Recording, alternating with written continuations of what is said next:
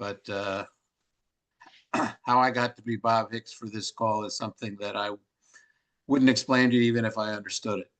So Lee, let's start here. What do you mean when you talk about artificial intelligence, and within the academic world, is that a term that everybody uses pretty much the same way, or do you have to exercise some caution as to what it is people are talking about when they say that?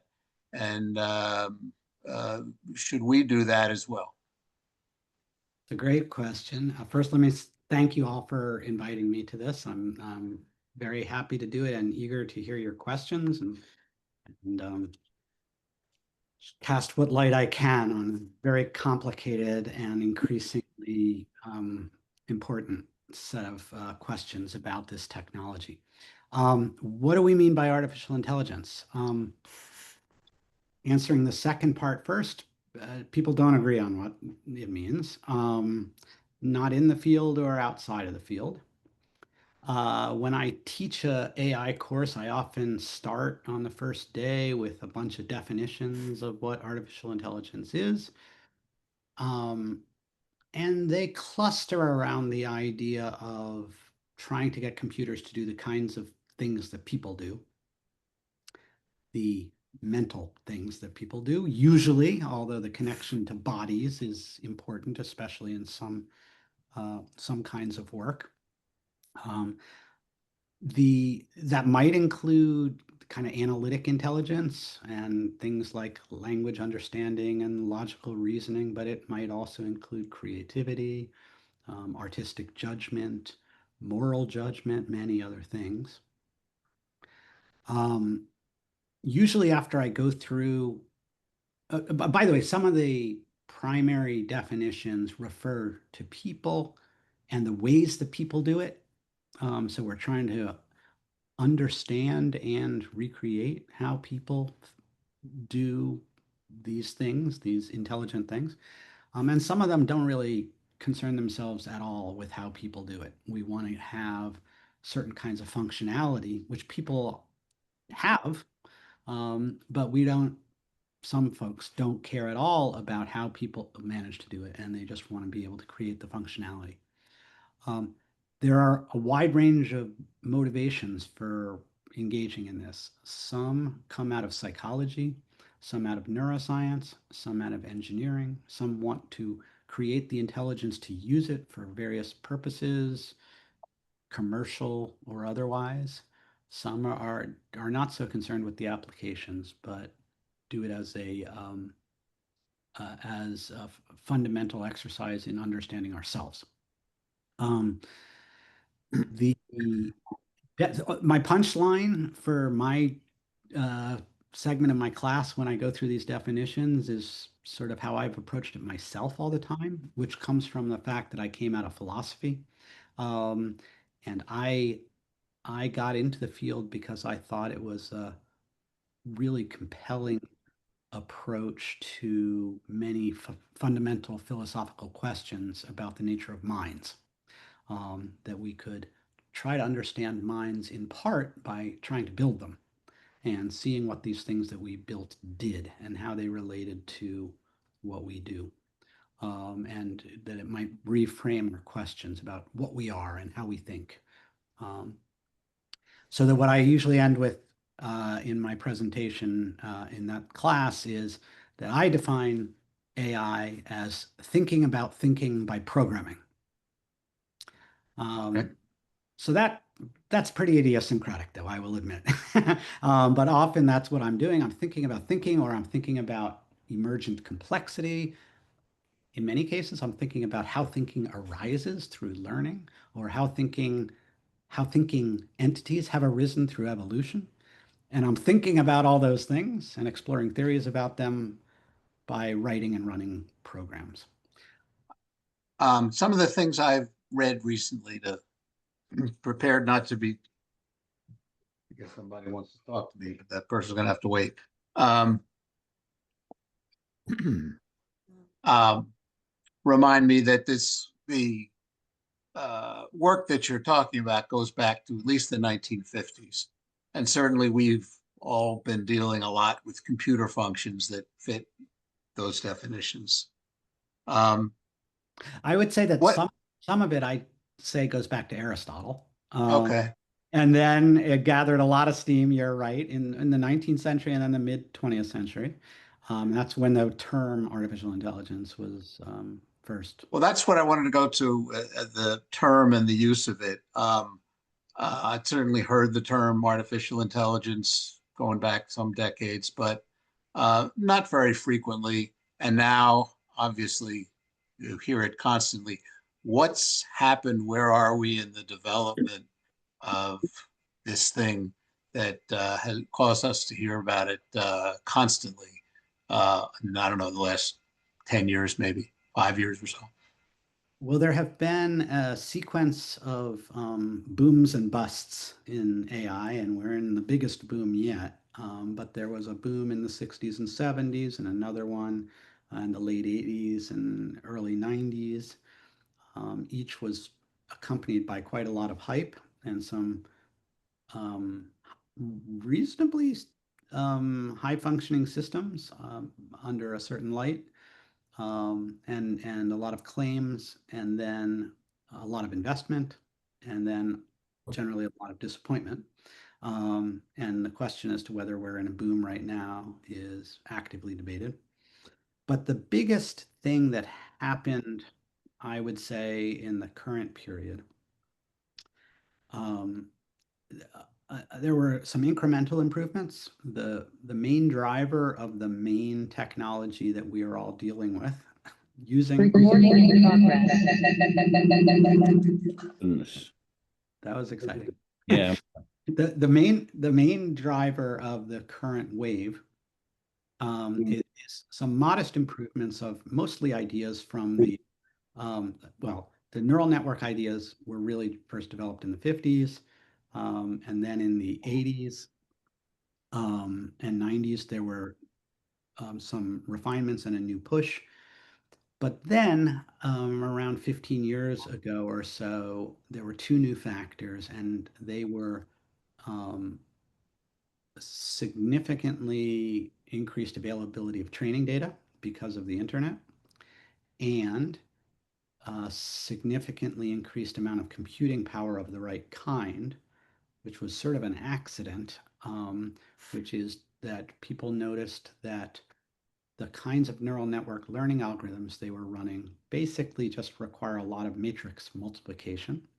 And uh, chip developers had developed specialized chips for processing graphics that are hard to make do other things, but they're really good at making lots of matrix multiplication go very fast.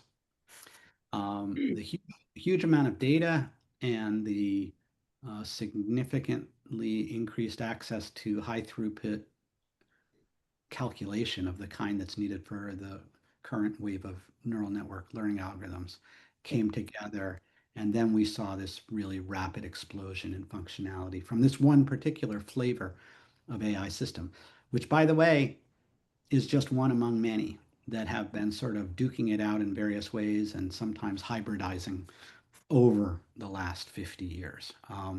But right now, the main driver is this neural network stuff and the data and specialized computing power is what has allowed it to explode. Within that field, or more broadly, if it's easier, where are most of the advances coming from? Are they uh, uh, the old tech companies like Apple and Google that we know are heavily in this, the newer tech companies, government, academia, China? I, I don't have a quantitative tracking of those sources, but I would say it's a pretty fluid mix. Um, Startups have been a very big part of it. Independent researchers have done quite a lot. Um, while the level of computing power that you need to train today's so-called frontier models, the best ones, is vast, a lot of the fundamental breakthroughs and proofs of principle can be done with significantly less hardware. And so university research groups have made many critical contributions and startups, companies like OpenAI, um, but the research labs of, the Googles and Microsofts of the world have been doing a lot as well. Um, and I will say that a lot of the research that's out there in all of those venues, I don't know of a lot happening in government labs of the things you mentioned, but a lot, a lot of the research that's done out there um, will probably come into play as techniques continue to develop and hybridize. Right now, what's really driving most of the industry is this large language model type of system, which is a neural net, vaguely, mostly of the kind, developed many decades ago with a few clever refinements, um, and then a lot of computing power. But there are some pretty clear limitations of this technology and a lot of debate within the field about whether they can be overcome with just more scale and more data and more computing power, or whether some fundamentally different techniques have to be developed. My strong suspicion is that we're going to get a lot further merely by recombining a lot of the different approaches with this large language model approach. And many people are already doing this. Um, and exactly the way that those things come together, we don't yet know. I will point out, and I just had a really great conversation with an Amherst student about this today because she is very worried about this, and I think she's right to be worried about it. But the search for the next best AI technique is being done largely by AI techniques. So, among the types of human activity that people are working on automating is AI research and development. Um, and this has, I think, tremendous power and tremendous possible risks. And trying to grapple with how those balance out and how we should be thinking about it um, is one of the major challenges of our time, I believe. And part of the reason for the AI and Liberal Arts Initiative is that I don't think that narrowly trained technocrats are in the best position to evaluate those opportunities and risks. And that, Let me come back to the initiative, but let me ask you one thing that I think follows up on uh, what you were saying.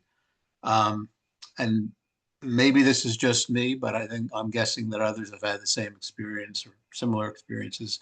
Um, I'm frequently asked by Outlook whether AI should write an email or a letter or communication for me, and I always say no, but a couple of times I said yes just to see what happens. And other than amusement value, it really was completely worthless. Um, when I do a Google search, and I don't know if you can turn this function off, often the first few answers you'll get are descriptions that artificial intelligence has pulled from sources. Sometimes they're reasonably helpful, sometimes, and been a couple of occasions when I could kind of tell they latched on to a word, giving it a different meaning from the one that I had given it. Um, is it what you would expect, or is it it's odd to me that with all this investment and kind of the flaunting of it by saying, do you want AI to do this, that it makes so many mistakes. And I see Dave Ware asked a question that's kind of in the same aisle, but a little more thoughtful and intelligent than mine. Is that is the error and kind of misplaced provision of information something that's reducing, or as the thing expands, is that just built into it and it's very far down the road to fix that stuff? Yeah. It's, put it this way, it's incapable of saying, gee, I don't know. Um, my experience is like yours. In fact, although I've been an AI researcher since, in some sense, when I decided to dive into it was 1984. So I've been an AI researcher for a long time, been doing AI and teaching about AI and teaching how to make AI and so on. I use AI less than most of the people I know. Uh, I try not to look at the Google AI answers. My experience is they seem pretty good when it's something I don't know much about, and probably it's less good than it appears. Um, I often experience people telling me how impressed they are. And when I drill deeper, they're usually pretty impressed about something that they don't know about, that it seemed to know about. Um, so I don't use it for writing. I don't use it for coding. Coders, lots of coders use it a lot. Um, I strongly advise my students to use it for almost nothing. Um, uh, and for students, it's a special case because you're trying to, the point is to develop your mind, not just to get an answer. And the work of getting the mind and what getting of developing the answer is what grows your mind. And and so it's in many cases, the equivalent of paying somebody to do your work, and that's not how you'll learn. But even when that's not the case, even if you're not in a in an educational setting, um, when I do my writing, the working on the word choice and exactly how I'm going to phrase it um, is actually a part of how I refine and clarify my ideas, and it's a critical part of it. Um, that the things that people think it's most harmless for often and say, well, I just used it to generate um, some options, but then I did the writing myself. Well, the generating the options from a blank page is when you really come up with your That's ideas, part of it, yeah. right? So I use it very little. I recommend that people use it very little. Um, when I do use it sometimes just to check how it's doing on something, I'm often gobsmacked by how wrong it is. It is expected that the kinds of systems that we now have will be wrong in these ways because they have no idea what right and wrong is, what facts are. You would not be too far off to think of them as fancy autocomplete mechanisms like the Well, autocomplete. yeah, that similarity has shown up at times when yeah. And Uh, it turns out that when you augment autocomplete in a couple clever ways, and the biggest way, one of these little innovations I talked about, it's a pretty big innovation, it's called the transformer architecture of these modern neural networks. Um, Whereas when you're texting somebody and it suggests some next words, usually it's suggesting it based on the immediately preceding words, maybe a little more context. The transformer architecture is a way that the system can learn what to pay attention to in the hmm. text, maybe going way, way, way back. Okay. It's called an attention mechanism. So so the large language models are by and large autocomplete with an attention mechanism so that it does a better job of autocompleting. And it produces stuff that is like it might have found in the training data in similar contexts, which may have no relation to the truth. Now, I saw that there was a question asked, and I think you reiterated part of it of whether it can fact check itself. Well, there are things that certainly it can do without too much effort, and this is some of what they're building it to models they're calling reasoning models, which is, oh, before you answer this question, look at it in the context of some reliable or more reliable single sources, ideally human sources. By the way, You said the first answer you get from Google is AI generated. I think you might have said the first couple. Well, the ones that look like human sources, they may be AI generated too, because AI slop is pervading the digital ecosystem. Um, No, but but I was saying from the other side, you can tell these, unless somebody was trying to talk like AI, you could tell uh, that it was artificial true. intelligence for the first Yeah, one or two or three. I'm sorry, go ahead. but I was going to say you could look things up on Wikipedia, which has human curation, right? For Uh, now, you know, and see, or in Encyclopedia Britannica, or some other reliable source, depending on the domain you're working in. And that's what some of the new models, they're getting better at doing that, and therefore letting less garbage slip through.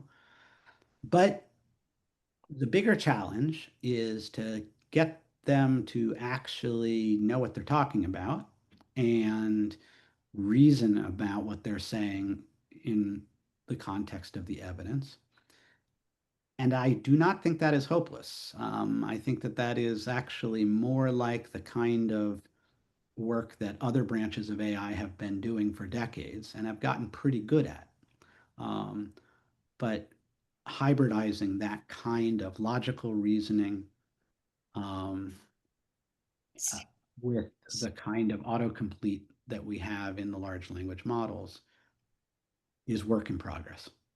Um, well, let me ask you a yes or no question, which you probably won't want to answer. If I'm doing the same Google search 5 years from now, will I notice a difference, an improvement in the accuracy of the AI generated answers, or will it be pretty much the same as today? Prediction is hard, especially about the future. But Well, at least I knew that. I would say I would be really startled if it was as bad as it is now in even a year. Um, the, this technology is developing very rapidly. Um, there are a lot of smart people involved. Some of them have a sense of the historical context of the relevant disciplines, not all of them. Some of them know about, have taken logic courses in philosophy departments and um, Mhm. maybe philosophy of language courses that make them think about some of these problems in different ways. Um, Let me talk to you about that a little more personal level. You talked a little bit about your background, but how did a philosophy major end up doing graduate and doctoral work in computer science and then uh, making that a profession? And is that unusual among academics in the field today? I think it's pretty unusual. I was just fascinated. I read Gödel Escher Bach, a book by Douglas Hofstadter that won a Pulitzer Prize, written in the early 80s. And I was blown away by this brilliant interdisciplinary book that helped me to realize that there were some really deep and fascinating questions connected with AI, and that it would be fun and perhaps lead to important things if I worked in it. And I went back to school and learned a lot of computer science in a hurry. I took like 4 or 5 classes at a time, um, and then ended up in the PhD program at the University of Maryland, which had quite a good AI program. Also worked with people at NIH in NINDS, which is neurological disorders and stroke, where the neuropsychologists were interested in AI models. Um, so, and then the reason I went to Hampshire College is because there was an interdisciplinary cognitive science group. I don't know if you guys knew it, but in 1973, already there was a cognitive science program at Hampshire College. I believe the first undergraduate cognitive science Hmm. program, founded by some of my former colleagues. They wrote the first undergraduate cognitive science textbook, published by MIT Press.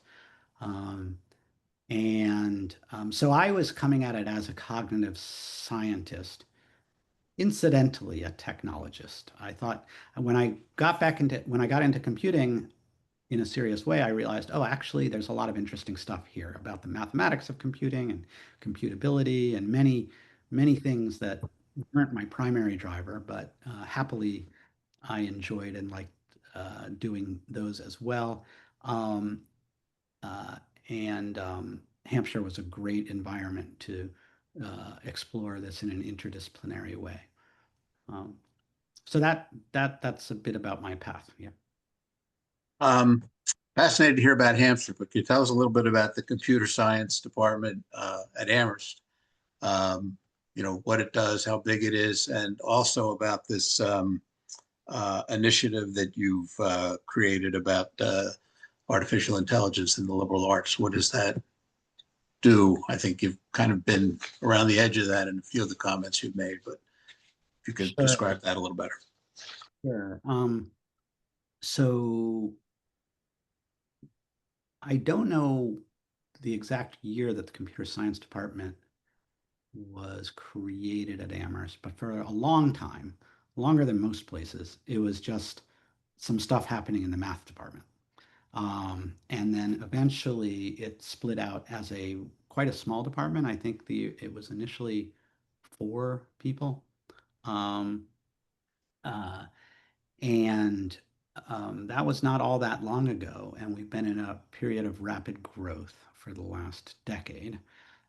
We now have 10 faculty and an active search. So if the search is successful, it will be 11, which feels to me to be in the right neighborhood for the size of the college and the interests of the students. Um, let's see what else I can tell you. Last I checked, we had 121 majors. Um, so there's a reasonably large. That's a big, I mean, I'm trying to do numbers in my head using facts that I don't know, but that sounds like it's a large department. I mean, in terms of Yeah, majors, that must be one yeah, of the larger departments. there, and that's part of the reason we've been able to grow is because the ratio of the faculty majors was there were too many majors for the size of the department. Also, as computer science has increased in um, importance to so many different disciplines and so many aspects uh, of scholarship and science, um, one realizes that you need a lot of different specialties in order to make the connections, the computational aspects of so many different fields. Um, the AI in the liberal arts initiative is something I pitched shortly after I came to Amherst to Biddy Martin. Um, and she was very supportive of the idea. And I give it to her, I give her credit for seeing then, which I guess this was in late 2019 or early 2020, it was not as obvious to most people as it is to almost everybody now that AI was gathering steam and going to have a really broad impact on many areas.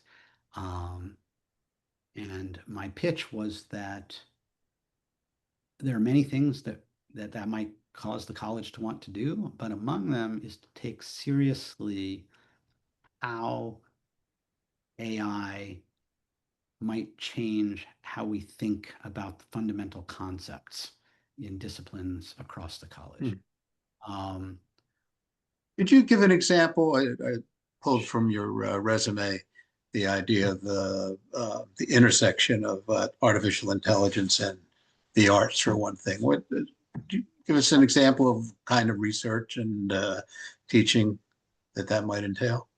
sure. Well, for the arts, we're about to discuss in my first year seminar whether computers can be truly creative in principle, and I think that's a really fascinating and important philosophical question and psychological question.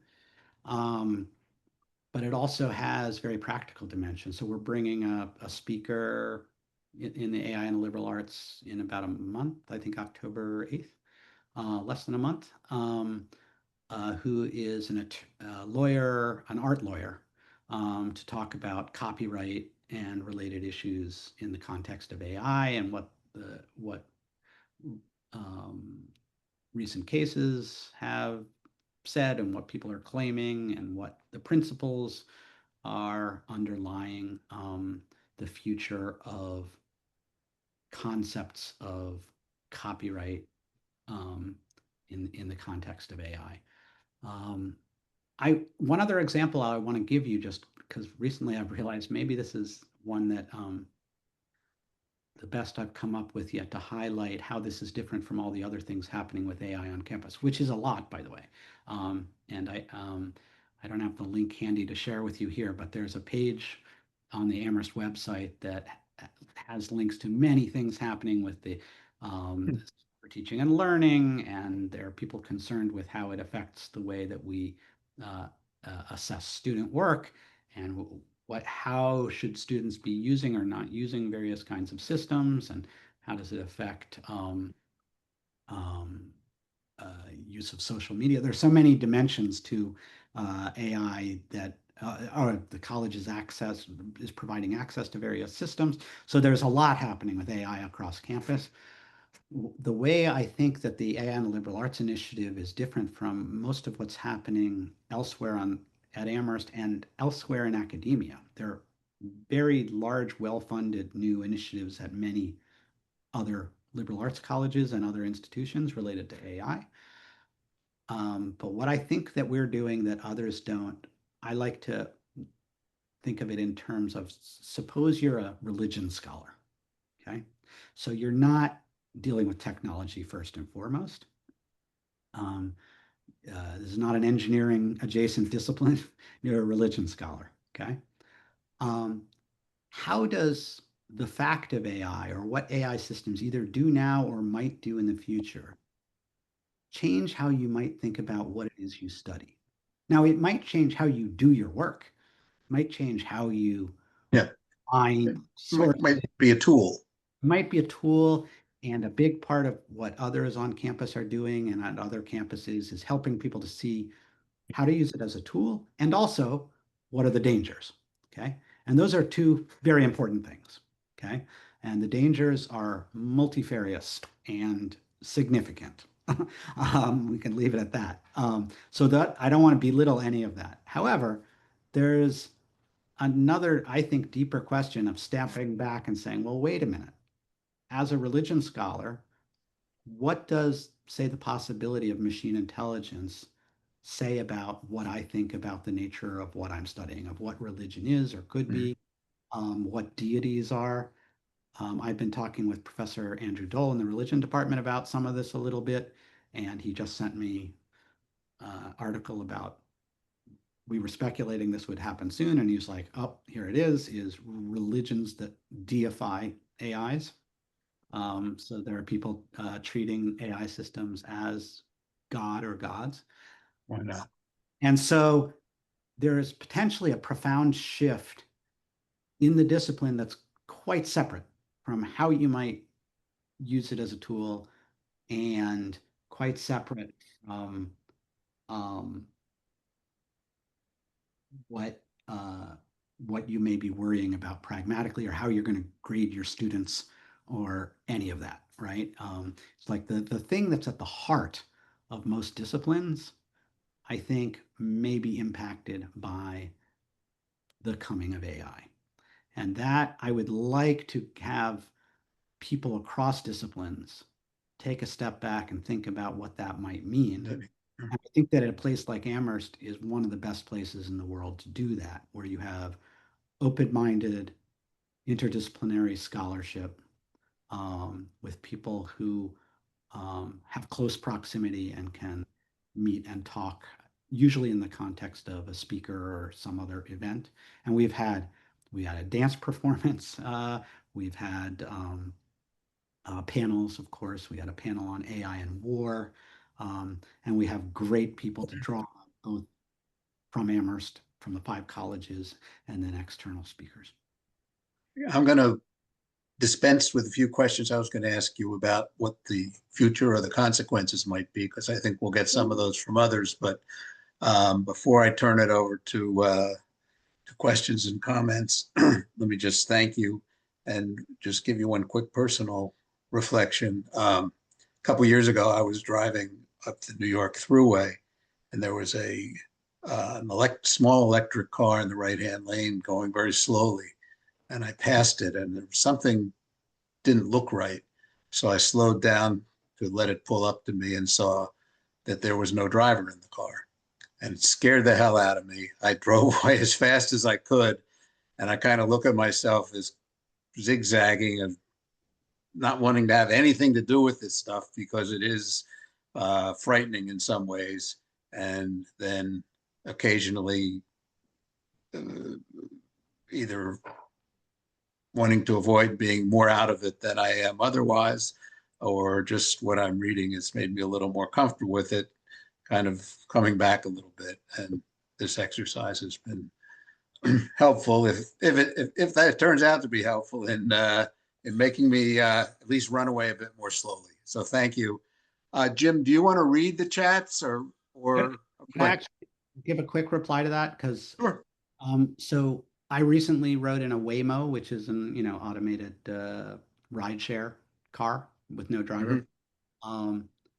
And I was actually extremely impressed with that, and it felt very safe. In that same trip, I was in Atlanta, which is one of the places where they have them. Um, Immediately after that, I got, my ride share was not a Waymo, it was a human, and the car reeked so much of pot. And I was like, the Waymo was not stoned. No, Um, and put it this way, I wouldn't want to take a Waymo partly because I'd be worried about what would happen bad, and partly because I'd be worried about how good it would Yeah, well, I think the statistics are pretty good on driving. And that led me to want to say one other thing, which is among the uses of the ubiquitous AI. First of all, we're all using it all the time, whether you like it or not, curating your news feeds, it's doing all sorts of stuff. But also, my wife uses it in ways that I think are actually completely fine. But they tend to be like, she needs to write a letter to a customer service person. Um, it spits it out. It took 10 seconds. She glances at it. It doesn't have to be any righter than it was. It's actually awesome for things like that. Open question to me, because I'm just not immersed in the business world enough to know, is how much business activity is low stakes and that does the job. And in those cases, using it quite a bit seems to me to be fine. However, for almost anything I do and almost anything of significance that people know I know do, I think they should be much warier than they are. Okay. how should we do this? Lee, do you just want to read the chats or have somebody, well, that'll be read out loud, I guess. You can Jim, just you want to read do them. that? I can do that. We can just read them. Your deal. I agree. And it works out. Probably true. Okay, going back to the top of the list, David Ware had asked about AI fact checking yourself. You mentioned that a little bit, Lee. If so, isn't the fact checking function subject to the same constraints and prejudices as the original AI answers themselves? Any further comment on that? I think it can be better when it does something other than purely autocomplete type of work. So if it's looking in known sources, if it's doing some kind of logical representation and reasoning, I think it can and will improve the hallucination situation. Right. Okay. Next one was from John. And is that John Nerbone? I got two John N's on the list here today, but That's right. is John Nerbon on? John Nerbon. Yeah. Nerbon. Yes, Mr. Nerbon. Are you still in Germany or where are you? I'm in London right now, calling from my son's place where I've been babysitting all day. So I've stayed up to hear all this, and it's been fun. Thank you very much. John, you made what's mostly a comment here about the large language models can't do it all. Is there a question embedded in here, or are you just making a comment that this has been used? It was basically a question. If I could say, I was reacting to the fact that there are lots of mistakes being made in AI still, but it's good to appreciate the genius in it. It's extremely difficult to generate coherent prose, which is what I spent a lot of my career on. I've worked in AI labs my entire career, and that's extremely hard. And the second is uh, it's now gotten a Nobel Prize, of course, as a tool in the hands of a genius, Demis Hassabis, who got a Nobel Prize for his work on protein folding. Uh, it's it's way beyond a trick or an impressive sort of superficial effort. Now, And John? if I could say it too, I missed a lot of uh, keeping up with my cohorts at Amherst, because I've lived over in Europe now for 35 years. It's tough to get back a lot too much, but so I recognize a lot of the names, and hello to all of you. If you recognize me, it's pleasant for me to see you as well. Okay. Very good. Thank you. John, Yeah. John, I'm sorry, I didn't know you were on the line. And yeah, I certainly haven't. I think most haven't seen you for a long time. Do you want to say a couple more words about the related work that you were doing, I guess, before you retired? I don't want to say much because I know a lot of other people have had comments. Okay. I want to say things. All My right. background's actually a lot like Lee Spector's. I was a philosophy major at Amherst. I, did my bachelor degree focusing on logic and pragmatism with Joe Epstein, who some of you probably remember as a professor as well.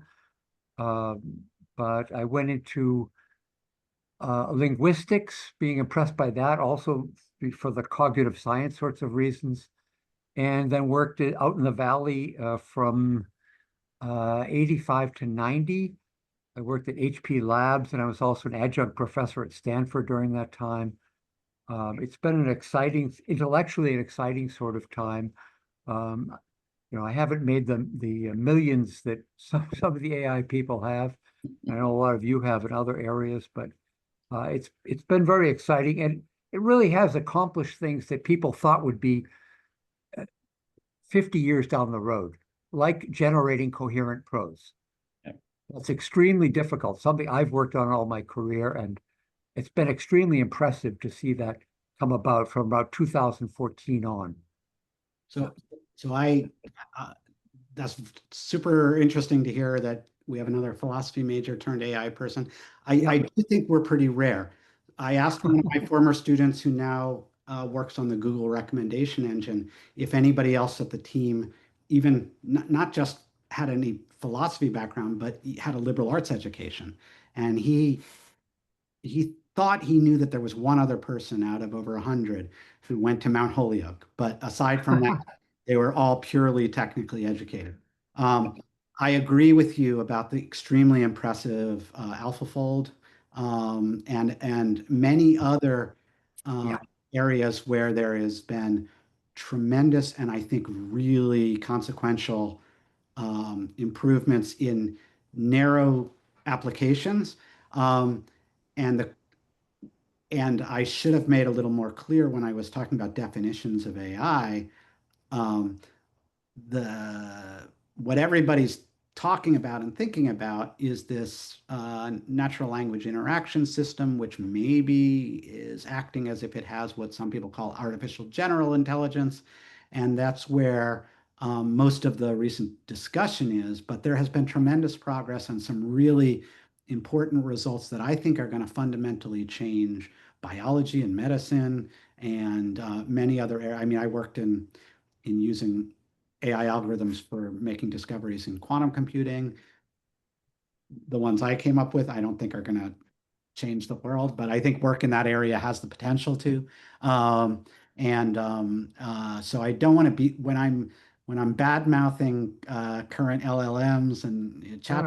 I don't mean to apply that to all of AI by a long stretch. Thank you, John. It's great to hear from you. Let's move on Nice to see you all. Yep. Let's move on to David Brown. David Brown, some very smart people like Bill Gates believe AI could become a threat to human life and civilization. The ability of AI programs to improve their performance based on their past performance and therefore theoretically have no limits on their capability, unlike human beings. Is that impression correct? And is that a reasonable fear in your opinion?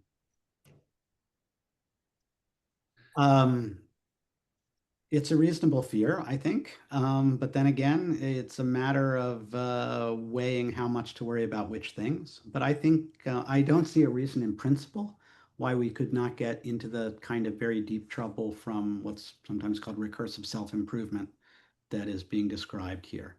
Um, Sometimes I like to sort of short circuit discussions about this with the observation that human beings can be very dangerous. Hmm. And um, human beings um, use vastly less energy than current AI models. Um, and we know in principle, therefore, it's possible for there to be computational systems that are very dangerous and that are not necessarily too difficult to come by. Um, we're doing it wrong right now when we make these AI models that require so much resources. There are going to be vastly cheaper ways to do it. And they're going to be able to extend themselves in ways that biology can't. So you can't say, geez, I wish I could do this mental task better. Let me glom on a little bit of extra frontal cortex, or let me refine the way that my learning algorithm works. Now, I don't know that we're going to get in trouble by those kinds of improvements, but I do not think it's unreasonable to think that it could have. Very good. The next one was a question from Ed Rosenthal. Are some fields, for instance, law, science, medicine, history, sports, and so forth, that seem to be substantially more or less susceptible to quality of output of LLMs? So it's the question, So are there some fields that are, they're going to be in worse trouble. yeah, Um, I can easily get myself to worry about all of them. I mean, except maybe sports. I don't know. Um, but I think there's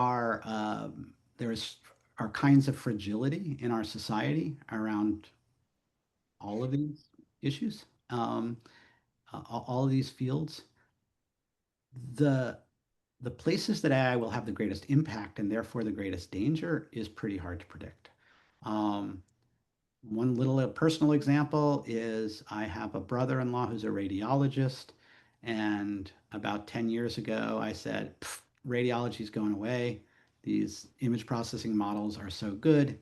They're going to be better than humans at spotting what you look for in an image. Um, and radiology has not gone away. I think radiology has been transformed. I'm not in the field, I'm not an expert in it, but I believe there has been a substantial transformation of what people with expertise are doing. Um, but the kind of impact I predicted there, I was totally wrong about. I think that a lot of people who are more in the business of doing this kind of prediction are also wrong. A lot of it have been shown to be wrong about it. So the impacts on I'm married to a graphic designer. Um, I would not have predicted that graphic design would be as impacted as it has been um, because of the aesthetic judgment that comes from seeing and critiquing lots of design. But that is actually what today's image processing models, I'm not saying they're good designers yet.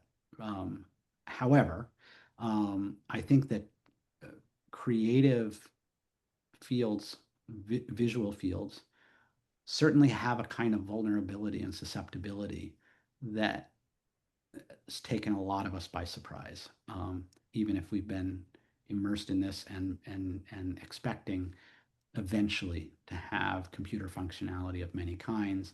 Many of the things that we thought would come much later seem to be coming much earlier. And I'm expecting, I can't predict the particular fields and particular industries where the impacts will be, But I think it's a good prediction that there will be significant disruptions because many kinds of functionality will be automated by these systems sooner than we expect. Very good. Jim, Next, before you read your question, Yeah. anybody want to raise your hand and ask your own question? Just go to that heart that I hope is at the bottom of your screen, and on the menu there's a raise your hand function. We don't have a lot of time. We do have a few minutes. yeah. Okay, I had seen John Nerbonne had raised his hand, but I don't see it now. So maybe he has taken it down or even left There's us. John. I see John. No, I haven't left. Okay. I was just going to insert the, it's actually it's Kurzweil's nightmare that AI will just take over and make humans more or less superfluous.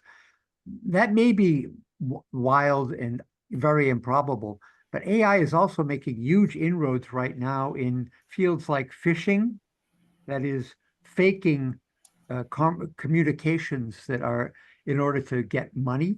And it's very successful in it. It's generating all kinds of new efforts in that. And in addition to that, it's also just pure hacking, not involving communication at all. It's being used in an awful lot of ways. And Mira Murati, who's now at Anthropic, who is mostly credited with being the designer of ChatGPT-3 when she still worked for OpenAI, she has warned about this as well. Hacking is a field that is really open to AI. I mean, you just have to start programming and then looking at all the different options that are possible and breaking in. So if you're interested in investing to protect against this, think about security. I Sure. think hacking is a Tremendous vulnerabilities in cybersecurity. So I think that's really important. By the way, Scott Alfeld, who's also in the computer science department, this is his area. He does security and AI, and he looks at ways that you can try to guarantee or prevent certain kinds of vulnerabilities at this intersection of security and work. And I sat in on one of his classes and learned to pick locks, which was All right. I'll alternate questions from the chat and from the hands up. So I was struck by your comment about thinking. I thought that was very interesting. I too am philosophy and religion major, as well as my geology background. And I am concerned about creativity being impacted by all this. That is, we get people that are lazy and generating stuff off the large databases that are out there and refusing to actually think for themselves to come up with new stuff. Is there something in that area that you're also worrying over? And as I mentioned, this is the next topic we're discussing in my first year seminar. And I think it needs a lot of attention. I don't know that I have any answers. Earlier in my career, I wanted to understand what's going on in our minds when we are creative. There is a conference, the International Conference on Computational Creativity, which I've attended. There is I have some publications in that area of computational models of creativity. I wrote a paper that was in the 1994 AAAI, which is one of the main AI conferences, called Creativity. I think it's called Creativity, Culture, and the Automatic Generation of Artworks. That was about a sort of model for creative music, well, art production, but the example I used was jazz melodies. And so I've been swimming in these waters for a long time, and sort of vaguely concerned about societal impacts. One of the things I have my students read is a Stanislaw Lem story from right around 1973, I think. It was probably written in the 60s. Maybe it was translated into English in the early 70s, called Twirl's Electronic Bard. And it's these computers who are always trying to out-invent each other. One of them invents a poetry generating machine. And it's a funny and yet prescient and disturbing story, all in equal measure. and the societal disruptions that emerge from this poetry generating machine, which, by the way, to make work well, he had to have it recreate the entire evolution of the universe and of humanity in order to get the right pathos into the poetry. So a lot of deep ideas in there. Um, I'm very curious about what my first year students who are AI natives, I think you could now say, because ChatGPT was a live thing for most of their high school, right? Yeah. Yeah. And, social media, that's all infused with AI. Um, I think their attitudes are going to be very different about this, and I am expecting to be surprised. And I don't know where we go as a species in this context. I do think, fundamentally, I do think the systems will get more creative and we'll be able to do. Oh, we had Ted Chiang gave the DeMott lecture, and I had dinner with him at the president's house. He wrote a thing in the New Yorker talking about why AI will never make real art or something like that. The title, which he did not choose, by the way, which is good because that was the worst part of it. The rest I agree. But um, there's a fundamental question about whether they can be creative, and I think the answer is yes. But then there's the question of what will it take, and also what does it mean for society and for artists? And those are very big questions that I do not know how to think about, except I think it's a good idea to get people with very different perspectives and kinds of expertise to talk about it. Yeah. Good. Thank you. All right. Do some of the raised hands. What's that? We can do some of the raised hands. Yeah, it's going to go back to Ted's up first. Go ahead, Ted. Okay, thank you. Very enlightening. The question I have is, what about emotional intelligence? I too took philosophy was my favorite subject at Amherst. I actually majored in anthropology, but I probably took more philosophy. And one of the great debates in philosophy is about whether moral judgment, aesthetic judgment, are grounded more in feelings or thoughts. And I tended toward the philosophers who placed a very high premium on emotional intelligence. And that, of course, blends into religion quite a bit. But when you think about the lack of emotional intelligence of many of the most powerful people in our country and the world today, I worry if we're going to put so much emphasis on the other forms of intelligence that we lose the kind of emotional intelligence that, frankly, most of the time I'm more inclined to see in women than in us men. A lot of women I know just have an empathy, a sensitivity, an awareness of values that I share more than people who get completely caught up in technology.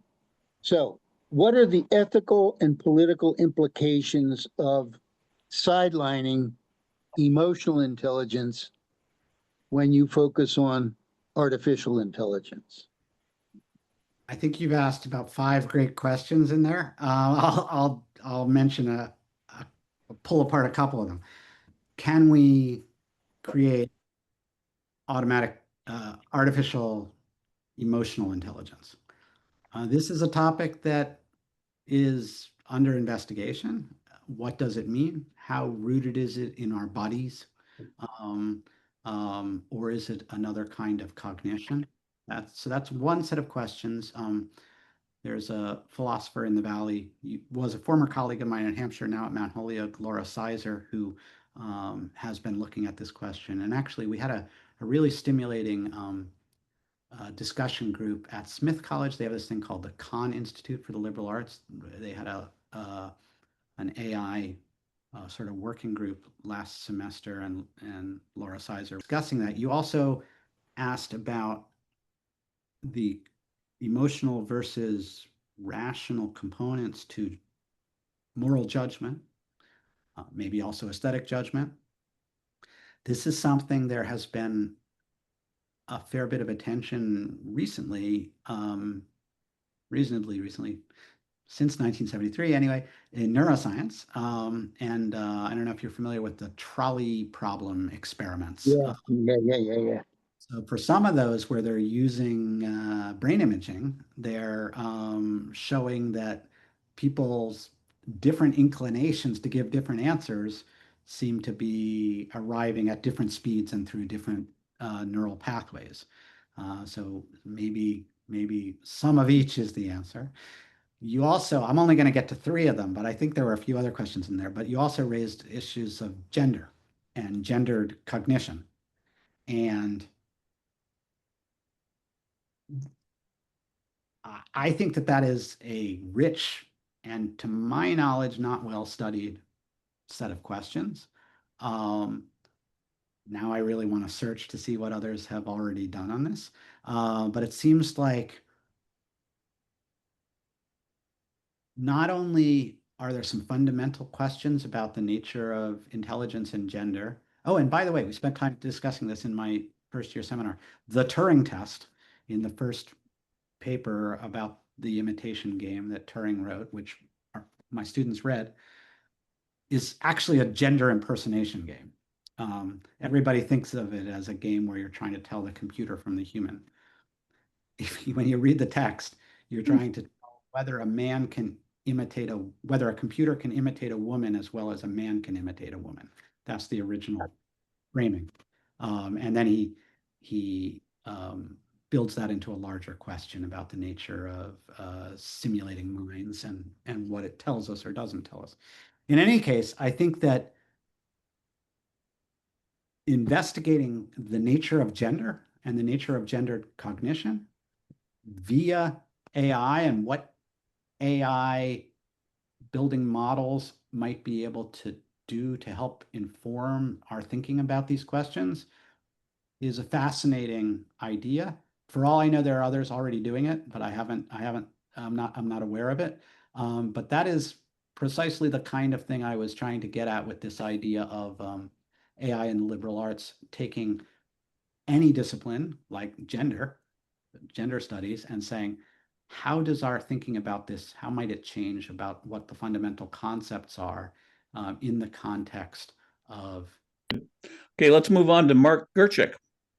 Thank you, and thank you, Professor, for taking the time to be with us. It's really fascinating. I have a much more prosaic question, which is about you talked about the improved efficiency potential of AI and the current incredible suck of resources that AI takes, particularly in our area, data centers.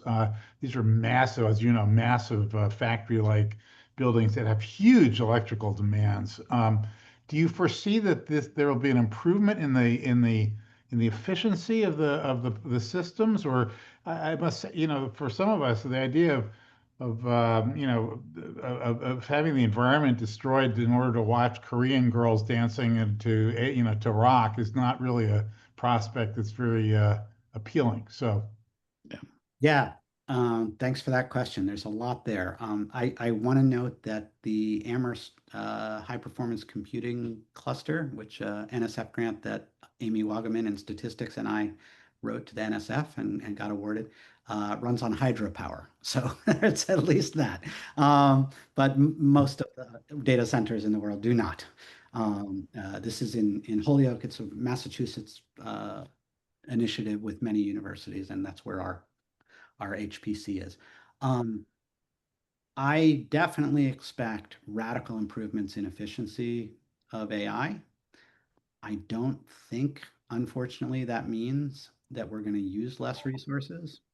But my expectation, again, it's hard to predict with any certainty that the timing, because breakthroughs are needed. I know they're possible because we do it ourselves. But my expectation would be that in not too many years, we're going to see orders of magnitude less resources required to do the stuff that we're doing now. My political hunch, and I'm not a political scientist or an economist, my political hunch is once we're using the resources we're using, people are going to keep using that much resources to do more, um, rather than scaling back on the resource consumption. Yeah. As for what we're spending those resources on, whether it's, life-saving biological research or, making fundamental breakthroughs in many areas of science and humanities, or whether it's trivial cultural flotsam, I don't know how we control that. We'll cover that in the next installment. See, Okay. see Nate, and you got to unmute, Nate. Yeah. Well, while Nate's unmuting, my surprise of the week was the AirPod announcement that Apple had about simultaneously translating languages, which is very appealing. But I worry about scale there. Suddenly there's a billion people wanting to use that to interact with the world all the time. That I agree. That's a very impressive and potentially very consequential development. But this, I would echo the previous comments about how really astounding it is, how much progress has been made. When I was learning AI, so this was in the 80s, and when I was in graduate school, natural language processing was widely regarded as almost impossible because people had been throwing huge amounts of money at it for decades. The Defense Department was trying to do automatic translation, and there was very, very little progress to show, despite very smart people in the linguistics and in the algorithms, and the really astounding level of translation we get, not perfect, but astounding level of translation we get from free online translation systems, and now the coupling of that to live audio is really truly remarkable. It really shows that there has been tremendous progress. I think that's Steve Cochran in the chat room. Yeah. For think now, so. legal mechanisms in the EU will likely block earbuds 3 simultaneous translation. It is, sorry, I know that because I'm in Europe, and which is why I'm Yeah. getting ready to bed right now, and I've turned off my camera. But anyway, yeah, it's just something that I read today, that there are privacy laws in the EU, and the earbuds are going to have transcripts that they'll spit out, and that's until they resolve that, they could be a problem. Yeah. And by the way, thanks for answering my question early when you answered the other question about energy generation and AI. Very good. Okay, Nate, you're ready to speak, right? Oh, yes. Just sum this up, would you please, Nate? Hello. Yeah, no, well, for the past several years, I've had this, ongoing theory about what I call the great dumb down that I think is going on. And then a little while ago, somebody sent me this New Yorker article written by, one of their staff writers about the effect of AI, its use by students in academia, like your average undergraduate students going through college, and their interview with a couple of featuring mainly these two students going to some college in New York City, and their heavy use of AI in their everyday college work and writing. The article was called something like "The End of the Essay" or something like that. Oh yeah, And and so I worry about things like that. We've all grown up. We kind of got our education before there was AI, and et cetera. But students now, uh, the students in this article they were just like, well, it saves time, and half the time the professors don't care, and there's nothing they can do about it, and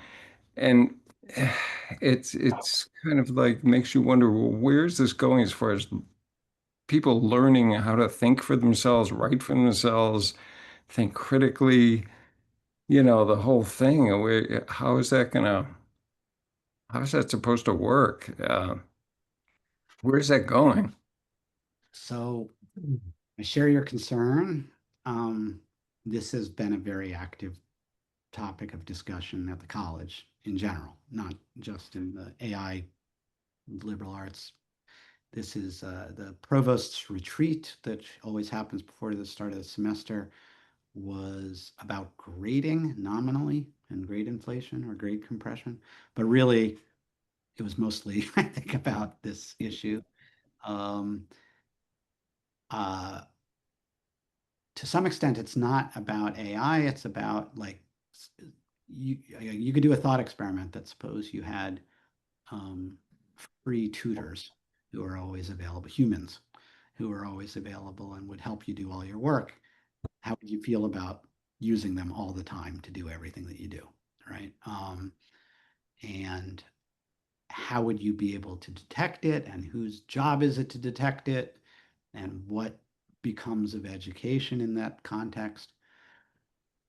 I think my own view about this, I mean, it's very actively discussed, and I'm not speaking for anybody but myself when I give this reply.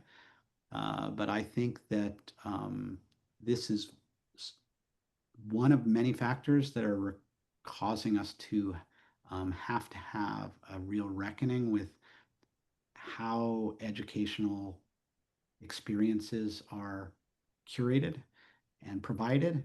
What are the expectations? What are, how do we communicate to students what they're there for? How do we create the structures that encourage them to grow their minds in the way that they should be growing their minds and not achieving some measures that traditionally were well correlated with growing your mind, but they're not anymore, right? So it used to be that you'd say, well, if you write a coherent essay that makes a good point, that shows that you understood the material and that you can write, and that's just not true anymore, right? So how do we think about the whole educational enterprise in that context? There's one of the things that I come back to, I think perhaps the essay you're talking about was the one that advocated oral exams, and some Well, yeah, they did say one trend was to go back to a lot of sort of blue book exams where it's Yeah. Blue Book. I nothing but saw a that. piece of paper and they write it down and Sure. just write it, you know. I've seen, I guess it was another recently widely discussed essay talking about oral exams, like an oral exam at the end of the semester, and that's what your grade is based on. I think the people making those suggestions are worried about things that really do need to worry about. That do need to be worried about. It's a real crisis. I don't know what the solution is. I can tell you that what I do in my classes right now is try to convey to the students what they're there for and what will help them get what they're supposed to be getting out of it and what won't. And I try and decouple their motivations for learning the material from anything that I'm going to measure for a grade, because I actually don't really care about grades. Yeah. But I taught at Hampshire for a long time, which has no. Yeah. I care about Not gonna supporting work, them in not learning. gonna work. Yeah, that's not going to work. I know. On a little island all by yourself there. Well, however, I do think that, and I'm not alone in this. Martha Humphrey, the current provost, is concerned about this. We need to rethink some fundamental things about how education is done in this context.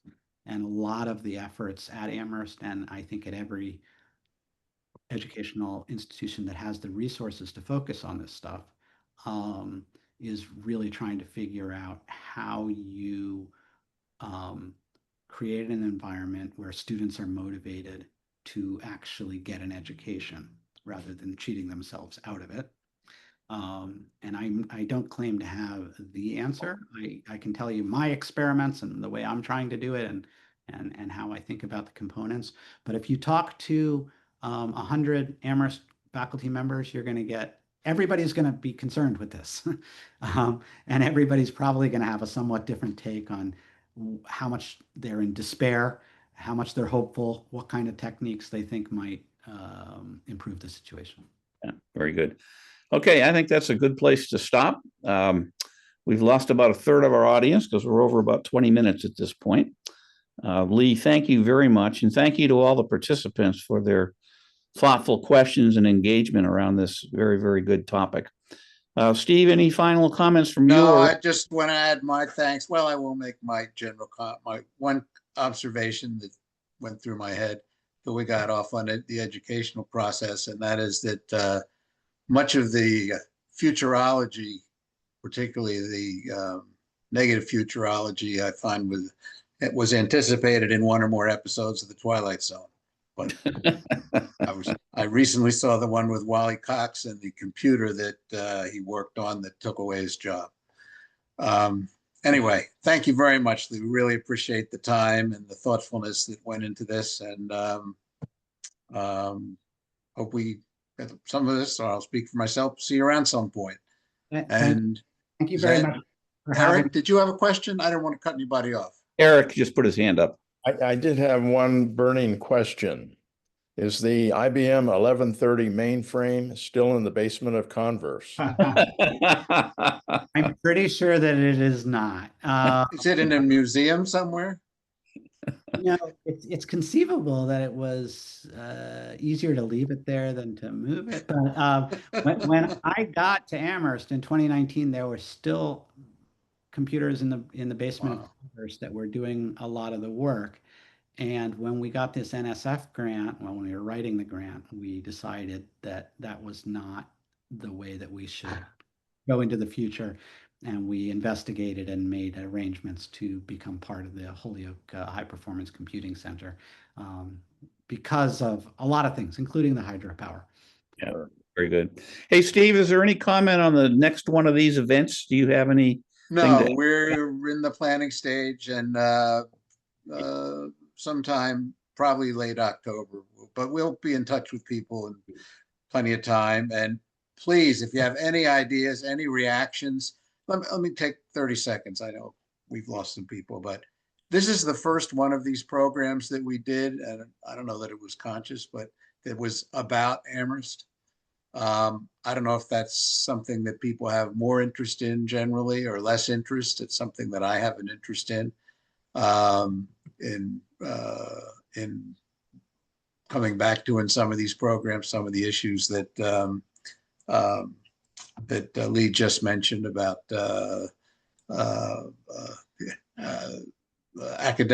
current academic dilemmas. But if you have any interest in something else that we wouldn't have thought of, you've got the main email address and the individual email addresses of the people on the committee. We'd love to hear from you. And thanks for sticking around, everybody. Yeah. And thanks again, Lee. And I don't think it's too early to say have a good weekend. Yeah. Thank you for having me. Can I just add? Sure. Feel free to reach out to me if you have anything you want to follow up on. Spector at Amherst and. I just wanted to say that I explained to young people who are puzzled by my inability with computers that when I went to college, the school had one computer and you had to talk to it with punch cards. And it's just inconceivable to any modern person who has more computing power in their pocket than the entire college had in 73. That's true. Very true. So it'll be interesting to see where this goes. Thanks for your talk. All right. Thanks, everybody. Thank you, everybody. We're going to close off the recording now, and then we'll close the meeting here. So, Okay. And thank you, Jim. You're very welcome.